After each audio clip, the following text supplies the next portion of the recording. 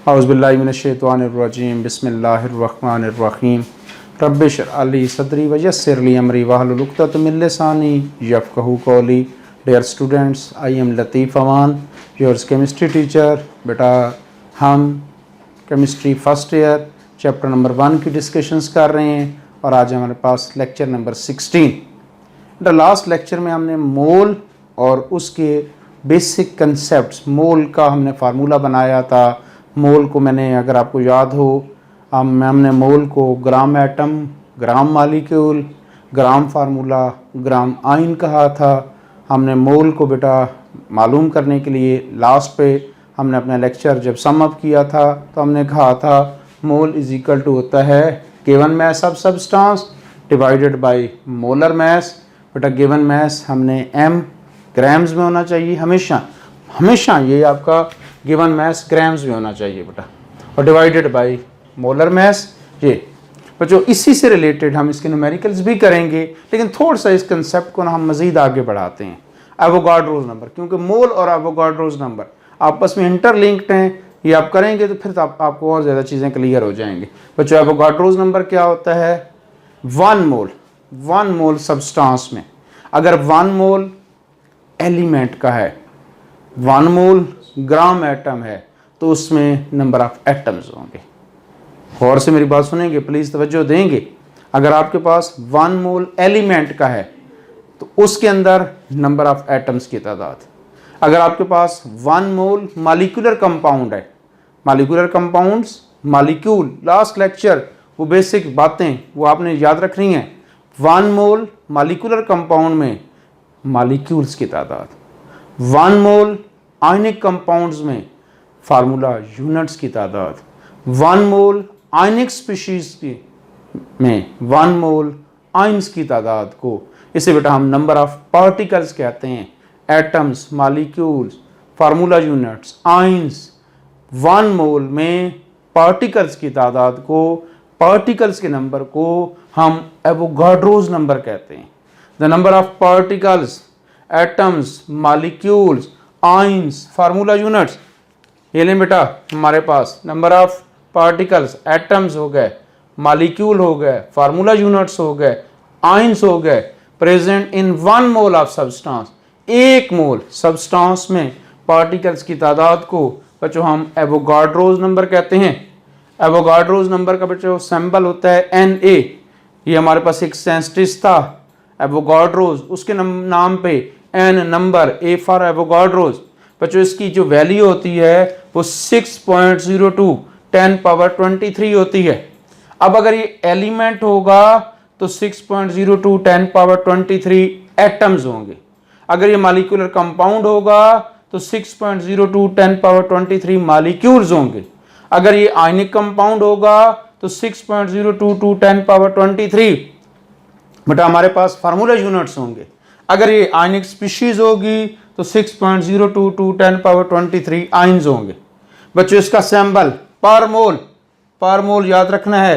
हमारे पास Avogadro's number का जो सिंबल होता है वो पर मोल। बच्चों हमारे पास जो है जी बेटा जी थोड़ा सा एक रिलेशनशिप देखते हैं, relationship between amount of substance in term of their masses and number of particles. इनमें बेटा एक रिलेशन हम बनाएंगे। Number of atoms of an element, अगर एलिमेंट है नंबर ऑफ एटम्स, बेटा हमारे पास mass of element divided by atomic mass, जिसको आप मोल कहते थे, mole multiplied by Avogadro's number. बेटा number of molecules of compound, ये लें जी हमारे पास again mass of compound divided by molecular mass. बेटा जिसे आप ग्राम मॉलिक्यूल कहते थे, इसे हम ग्राम एटम कहते थे, मोल कहते थे, इसे बेटा हम ग्राम मॉलिक्यूल कहते हैं, इसको मल्टीप्लाइड बाय एवोगाड्रोस नंबर। जी बच्चों आगे आते हैं जी, number of ions of ionic compound, जिसको आप ग्राम आइन कहते थे, mass of ion divided by ionic mass, mole जिसे आप ग्राम आइन कहते हैं, मल्टीप्लाइड बाय एवोगाड्रोस नंबर। तो सिंपली लैंग्वेज में अगर मैं यहाँ लिख दूं बेटा फार्मूला, मैं कहता हूं नंबर ऑफ पार्टिकल्स। ये लें जी, अब जब नंबर ऑफ पार्टिकल्स की बात कर रहे हैं तो इसमें बेटा अगर वो एलिमेंट होगा तो पार्टिकल से आप नंबर ऑफ एटम्स समझेंगे। अगर बेटा वो मॉलिक्यूलर कंपाउंड होगा तो आप मॉलिक्यूल्स, नंबर ऑफ मॉलिक्यूल समझेंगे। अगर बेटा वो हमारे पास आयनिक कंपाउंड्स होगा तो नंबर ऑफ फार्मूला यूनिट समझेंगे। अगर वो आयनिक स्पीशीज होगी तो आप नंबर ऑफ पार्टिकल से मुराद नंबर ऑफ आयन समझेंगे। तो ये लें बेटा जी, number of particle is equal to mole into Avogadro's number. Mole बेटा आपके पास नंबर ऑफ पार्टिकल्स आपने मालूम करने हैं, तो आपने मोल को एवोगाड्रोज नंबर के साथ मल्टीप्लाई कर लेना है। हम इंशाल्लाह ताला नेक्स्ट लेक्चर में अभी हम फर्दर इसमें शॉर्ट आंसर क्वेश्चन और न्यूमेरिकल की डिस्कशंस में भी से लेंगे। आज बच्चे हम मज़ीद थोड़ा सा मैं आपको न्यूमेरिकल वर्किंग समझाता हूँ, फिर आपको मैं एक असाइनमेंट भी दूंगा जी। अच्छा, कुछ बच्चों ने मुझे कहा है कि हमसे एक्सरसाइज का क्वेश्चन नंबर 7 अटैम्प्ट नहीं हो पा रहा, तो कोई प्रॉब्लम नहीं बेटा, उसको इंशाल्लाह ताला मैं फर्दर एक्सरसाइज में जब हम जाएंगे तो उसकी मैं आपको यहाँ वीडियो डिस्कशंस में वो मैं आपको उसका सलूशन दे दूंगा। आप लोग कर रहे हैं ना साथ साथ एक्सरसाइज, हम एक्सरसाइज साथ साथ करते जा रहे हैं। जब हमारा ये चैप्टर कंप्लीट होगा ना, फिर मैं आप लोगों से मुझे आप व्हाट्सएप करेंगे, फिर हम एक्सरसाइज की सलूशन में बेटा यहाँ पर जो जो क्वेश्चन जहाँ जहाँ प्रॉब्लम आ रहा होगा हम उसकी सलूशंस को भी देखेंगे। हम एक्सरसाइज को भी इंशाल्लाह ताला टाइम देंगे जी। बेटा जी न्यूमेरिकल्स में आते हैं, कैलकुलेट द ग्राम एटम।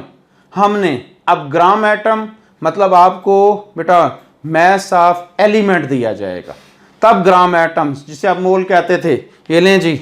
आप देख सकते हैं हमारे पास 0.1 gram of sodium.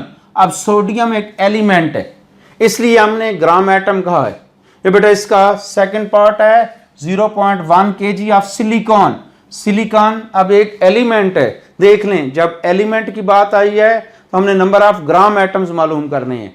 Number of gram atoms मतलब है हमने मोल मालूम करना है।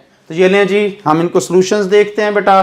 सबसे पहले हम इसका एग्जांपल नंबर 6 में हमारे पास जो है वो ए पार्ट को सॉल्व करते हैं। तो हमारे पास गिवन डेटा क्या है। जब भी आप न्यूमेरिकल सॉल्व किया करें तो given data, required data, given data को समझेंगे, रिक्वायर्ड डेटा को समझेंगे तो आप उस न्यूमेरिकल अच्छी तरीके से सॉल्यूशन दे सकते हैं। 0.1 ग्राम ऑफ सोडियम, ये लें बच्चों, आपके पास मैस ऑफ सोडियम दे दिया गया है, दैट इज 0.1 ग्राम।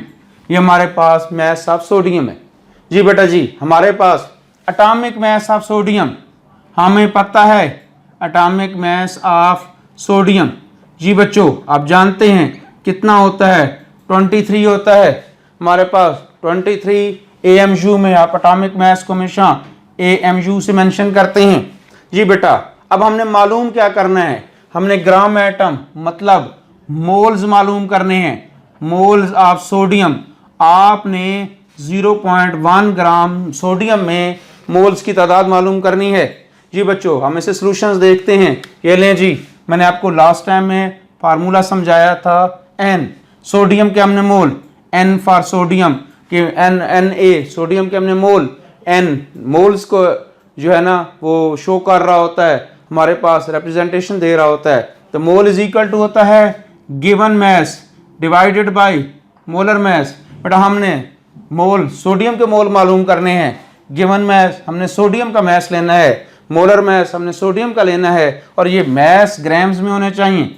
ये लो बच्चों हमारे पास गिवन मैस कितना है 0.1 gram divided by molar mess क्या है बच्चों 23 है। जब आप इसे सॉल्व करेंगे आई थिंक ये हमारे पास जो है वो सोडियम के मोल जो होंगे वो 4.3 10⁻³ मोल्स आ जाएंगे। सॉल्यूशन करेंगे आप न्यूमेरिकल कैलकुलेटर यूज करेंगे तो होपफुली कि आपके पास यही आंसर ही आएगा जी।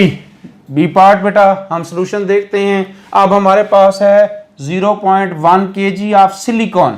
हमने सिलिकॉन में ग्राम एटम्स की तादाद मालूम करनी है, मोल मालूम करना है। Again 0.1 kg।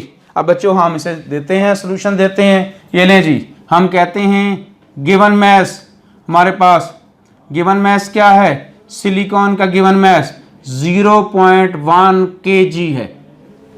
इंपॉर्टेंट बात हमेशा समझाइए कि मैस आपका ग्राम्स में होगा, तब आप मोल्स की तरफ जा सकते हैं। तो इस 0.1 kg को बेटा आप ग्राम्स में कन्वर्ट कर लें।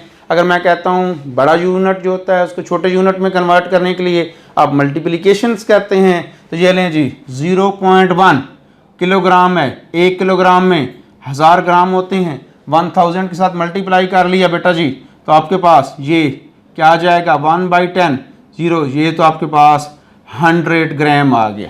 ये लें जी, आपके पास सिलिकॉन का मैस 100 ग्राम। बेटा अब आपके पास गिवन मैस है और आपके पास एटॉमिक मैस ऑफ सिलिकॉन। बेटा अब जानते हो सिलिकॉन का एटॉमिक मैस हमारे पास क्या होता है 28 AMU होता है। अब आपके पास गिवन मैस है, आपके पास एटॉमिक मैस है, तो आप मोल्स मालूम कर सकते हैं। अगेन बच्चों इधर देखें, हमारे पास अब सिलिकॉन के लिए given mass divided by molar mass, given mass grams में होना चाहिए। बेटा ये हमारे पास क्या आ गया 100 डिवाइडेड बाय मोलर मैस क्या होता है 28। बच्चों जब आप इसे डिवाइड करेंगे तो हमारे पास तो सिलिकॉन्स के मोल्स 3.56 मोल्स। ये लें जी, हमने एग्जाम्पल नंबर 6 का सोल्यूशन दे दिया है। सोल्यूशन जब भी, अच्छा ये 3 क्वांटिटीज हैं। अब देखें ना बच्चों, 3 चीजें हैं, हमारे पास मोल है, हमारे पास गिवन मैस है, हमारे पास मोलर मैस है। मोलर मैस जिसे आप एटॉमिक मैस कहते हैं, जिसे आप मॉलिक्यूलर मैस कहते हैं, जिसे आप फार्मूला मैस कहते हैं, जिसे आप आयनिक मैस कहते हैं, तो बेटा ये तो कोई इशू नहीं है। एटॉमिक मैस होगा तो आप पीरियोडिक टेबल से निकाल लेंगे, मॉलिक्यूलर मैस होगा, हमारे पास फार्मूला मैस होगा, तो आप उसके सम ऑफ एटॉमिक मैसेस आप अपने से कैलकुलेट करेंगे, पीरियोडिक टेबल को यूज़ करेंगे, मालूम कर लेंगे। बाकी 2 कौन सी क्वांटिटी रह जाती हैं, मोल या गिवन मैस। कभी आपको गिवन मैस दे दिया जाएगा तो आपको मोल मालूम करने होंगे। बट अगर कभी ये हो जाए कि मैं आपको ऐसा न्यूमेरिकल दे देता हूँ, या भी असाइनमेंट से आप देखिएगे कि मैं आपको मोल दे देता हूँ और मैं आपसे कहता हूँ बच्चों कि मुझे उसका गिवन मैस मालूम करके दें, तो क्या होगा मोलर मैस को बच्चों हमारे पास ये फार्मूला क्या बन जाएगा, ये हमारे पास है, ये फार्मूला है N = M/M। ये लें जी, बेटा हमने मैस मालूम करना है ग्राम्स में, तो हमारे पास N × molecular mass. Molecular mass को आप जो है नंबर ऑफ मोल के साथ मल्टीप्लाई करेंगे तो आपके पास उस सब्सटेंस का मैस आ जाएगा। तो ये 3 क्वांटिटीज़ हैं। मोलर मैस आमतौर पर आप पीरियोडिक टेबल से देखते हैं, बाकी 2 क्वांटिटीज़ में जो चीज़ दे दी जाएगी दूसरी चीज़ आप मालूम कर लेंगे।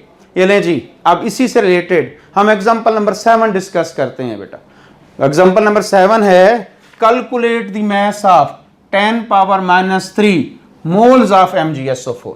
अब बेटा आपको मोल्स की तादाद बता दी है, MgSO4 के मोल्स की तादाद बता दी गई है, N मोल्स की तादाद, MgSO4 के मोल्स की तादाद आपको बता दी गई है 10⁻³ मोल्स हैं।